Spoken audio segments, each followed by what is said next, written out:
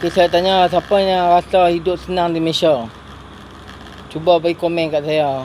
Dan siapa yang hidup tak senang di Malaysia? Cuba bagi komen kat saya. Nak tengok berapa banyak yang tak senang dan senang lah. Kehidupan Malaysia kebanyakan susah lah, tak senang lah. Saya dah bertonton hidup, saya tahu lah. Tak senang hidup Malaysia. Purata gaji tak bisa naik lah, jangan naik lah. Purata gaji dia naik pun tak cepat dah. Dia naik masa bertonton lah, baru dia naik. Tu yang menyebabkan kita orang dah fed up hidup di Malaysia lah. Tak tahu kita cari tempat kerja lain, tapi gaji tu tak besar lah. Gaji tak besar lah Malaysia ni. Gaji rendah, banyak rendah. Mungkin ditipu ataupun ditipu oleh kerajaan ataupun ditipu oleh majikan, tak tahulah, wallahualam. Saya tak tahulah kenapa dia gaji rendah sampai lagu tu.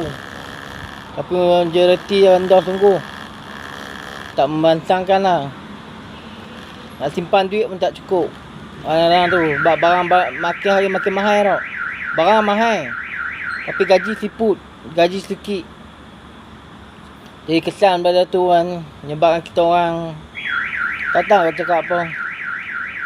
Segan lah kan, nak bincang banyak-banyak. Okay, bye-bye.